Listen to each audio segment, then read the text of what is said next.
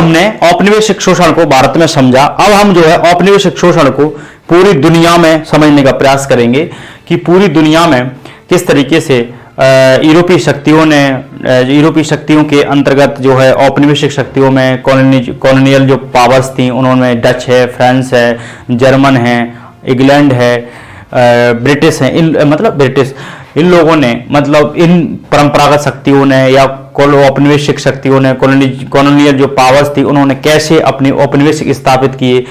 अब हम इन्होंने कैसे पूरी दुनिया को लूटा और एशिया को लूटा, ना केवल एशिया को लूटा बल्कि ना केवल ईस्ट को लूटा बल्कि अफ्रीका कॉन्टिनेंट को भी लूटा, तो इसे डार्क कॉन्टिनेंट के नाम से भी जानते हैं। अब हम औपनिवेशिकवाद को देखते हैं कि अफ्रीका कैसे आज पूरा एक महाद्वीप है, वो गरीब क्यों है, पहले वो डार्क, अभी भी उसको डार्क कॉन्टिनेंट के नाम से जानते हैं। तो अब हम देखते हैं कि अफ्रीका में औपनिवेशिक शोषण कैसे किया गया। अब हम अफ्रीका में औपनिवेशिक शोषण को देखते हैं। अफ्रीका में एक अफ्रीका जैसे बर्ड स्टीम है, अफ्रीका विभाजन,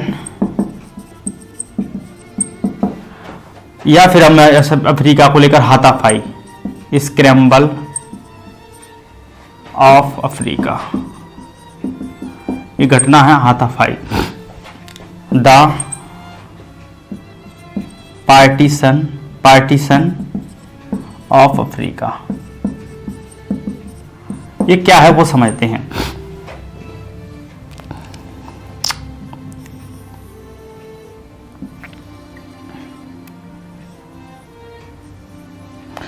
जैसे जो अफ्रीका कॉन्टिनेंट है, ये यूरोप है, तो ये यूरोपियन पावर्स थी और यूरोपियन पावर्स, ये भूमध्य सागर है। यूरोपियन पावर जैसे सबसे पहले 15वीं से 15 सेंचुरी में पुर्तगालीज आए, तो पुर्तगालीज आए, धीरे धीरे 18 सेंचुरी में डच भी आने लगे, ब्रिटिश भी आने लगे, ठीक है, फ्रेंच भी आने लगे और जर्मन भी आने लगे। तो अब जो इन्होंने क्या किया, यहां के अफ्रीका के जो नेचुरल रिसोर्सेस थे, जो संसाधन थे, संसाधनों में जैसे हीरा हो गए, खनिज संसाधन हुए, हीरा, खनिज संसाधन, कोको, जो बड़ी वहां की फसलें थी, बड़ी वाणिज्यिक फसलें, कॉमर्शियल फसलें थी, मसाले हुए अफ्रीका के, वो सब यहां से लूट कर, यहां से ले जाकर यूरोप के बाजारों में, ये अपने देशों में लेकर बेचते थे, यूरोप के बाजारों में बेचते थे। तो ऐसे एक तरीके से आर्थिक लूट, जो ऐसे इन्होंने आर्थिक लूट के माध्यम से अफ्रीका को लूटा। तो क्योंकि अफ्रीका महाद्वीप में पहले क्या हुआ करता था, ये लोग यूरोप के लोग अफ्रीका के बारे में सिर्फ 10% हिस्से को ही जानते थे, क्योंकि डार्क कॉन्टिनेंट था। लेकिन बाद में जैसे ही 15 सेंचुरी पुर्तगाल या 18 सेंचुरी में इतने जो यूरोपियन शक्तियां आई, यूरोपियन लोग आए, तो इन्होंने अफ्रीका में बहुत सारे क्षेत्र को खोजा, खनिज संसाधनों को खोजा, माइंस को खोजा, रिसोर्सेस को खोजा, फसलों को खोजा, बहुमूल्य जो ये चीजों को खोया वहां पर, तो अफ्रीका को एक लूटना शुरू स्थापित कर दिया। तो इसको लेकर पूरे यूरोप के जो कंट्रीज थे, यूरोप के देशों में, इन देशों में होड़ लगने लगी, हाथापाई होने लगी, स्क्रैम्पल होने लगा। तो इस तरीके से क्या हुआ कि अब लोग आपस में झगड़ने, यूरोपीय देश क्षेत्र को लेकर, खनिजों को लेकर, संसाधनों को लूटने, मार्ग को लेकर लूटने स्थापित कर दिए, सीमाओं को लेकर जो लूट कर रहे थे, तो सीमाओं को लेकर झगड़ने लगे, तो लड़ाई होने लगी, तनाव होने लगे। तो इस तरीके से क्या हुआ, पूरे अफ्रीका को गुलाम बना लिया गया और वहां की जनता को क्या कर दिया, मतलब एक तरीके से जब वहां पर शासन स्थापित किया इन्होंने, अपने अपने उपनिवेश स्थापित किए गए, कॉलोनी स्थापित की गई, तो अभी तक निर्धारित सीमा, अपनी कॉलोनी की निर्धारित कोई सीमा नहीं थी, बस लूटते जा रहे थे। लेकिन अभी जर्मनी का एक चांसलर था, इसका बिस्मार्क नाम था, बिस्मार्क।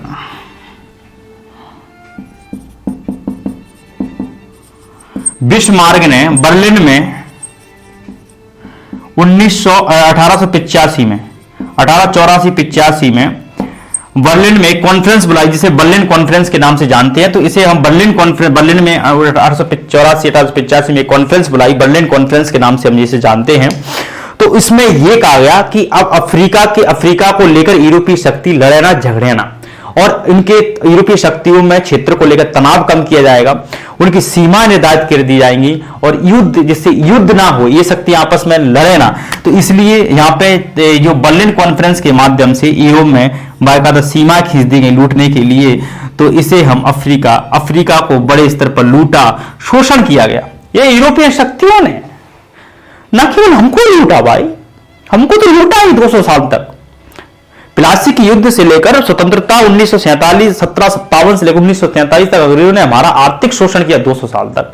ना केवल हमारा आर्थिक शोषण किया बल्कि हमारे लोगों को गुलाम बनाया गया, तो हमारा सामाजिक शोषण भी किया गया। तो इसी प्रकार यूरोपीय शक्तियों ने ना केवल अफ्रीका को लूटा, अफ्रीका का आर्थिक शोषण किया गया, ना केवल नेचुरल रिसोर्सेज को लूटा बल्कि वहां की अफ्रीकन जनजाति को दास प्रस्ताव में धकेल दिया गया। उन्हीं को लोगों को गुलाम बना लिया गया, उन्हीं ब्लैक लोगों को दास बनाया, उनसे बगानों में काम करवाया, चाय के बगानों में काम करवाया, गन्ने के खेतों में काम करवाया, उनसे खेती उगाए, कैरिबियन महाद्वीपों में उनको कैरिबियन क्षेत्रों में ले गए, गन्ना के फसलों में, गन्ना के जो खेत हुआ करते उनमें ले गए, कोको बगानों, चाय के बगानों में उनको काम करवाया जाता था, उनसे फैक्ट्रियों में लाया जाता था। जब कोस्ट एरिया से जब जहाजों पर सामान लाया जाता था, उनको गुलाम बनाया जाता था अफ्रीका के लोगों। तो यहां से दास प्रथा भी स्टार्ट होती है। तो अफ्रीका के जो लोगों को, मूल जातियों को गुलाम बनाया, दास बनाया। तो यहां से दास प्रथा भी एक तरीके से स्टार्ट होती है। तो इन ब्लैक लोगों को गुलाम बनाएगा, उनको उनसे काम कराएगा, तो सामाजिक आर्थिक शोषण भी किया गया। तो इस तरीके से एक बर्लिन कॉन्फ्रेंस के माध्यम से बिस्मार्क की अध्यक्षता में ये कॉन्फ्रेंस स्थापित की गई, कॉन्फ्रेंस बुलाई गई। तो इस कॉन्फ्रेंस में यह कहा गया कि अब अफ्रीका के क्षेत्रों को लेकर यूरोपीय शक्ति को झगड़ने और लड़ने की जरूरत नहीं है, युद्ध करने की जरूरत नहीं, तनाव स्थापित नहीं करना, बल्कि अफ्रीका को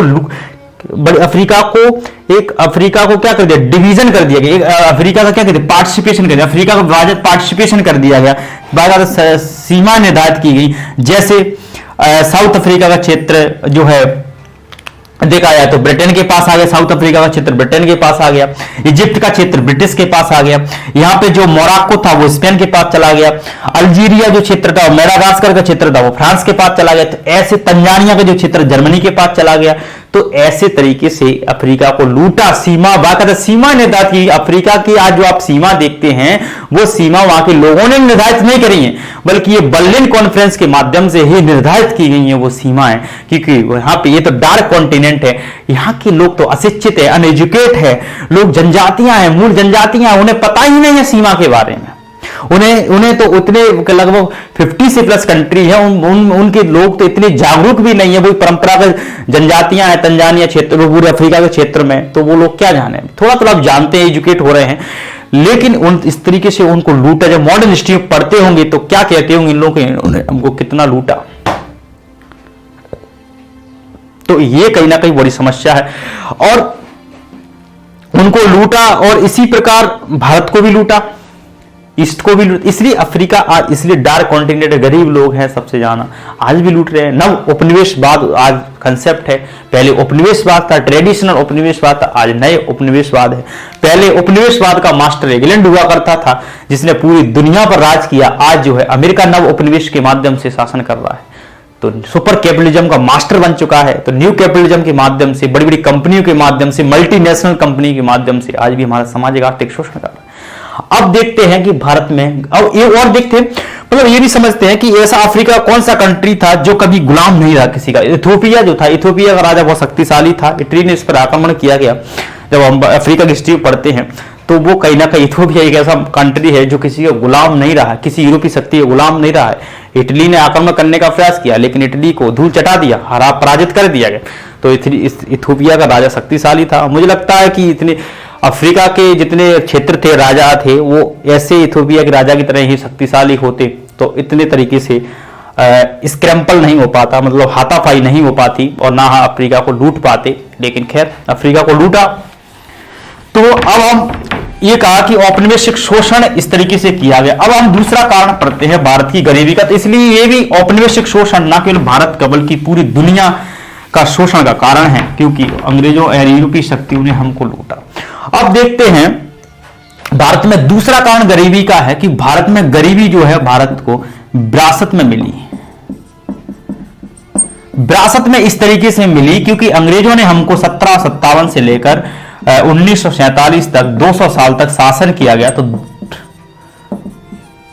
जब हम मॉडर्न हिस्ट्री पढ़ते हैं तो इन्होंने हमको लूटा, हमारा आर्थिक शोषण किया गया। आर्थिक शोषण में हमारे उद्योगों को बर्बाद किया, घरेलू उद्योगों को, मतलब जो भारत के उद्योग थे उनको बर्बाद किया गया अपनी औपनिवेशिक नीतियों के माध्यम से।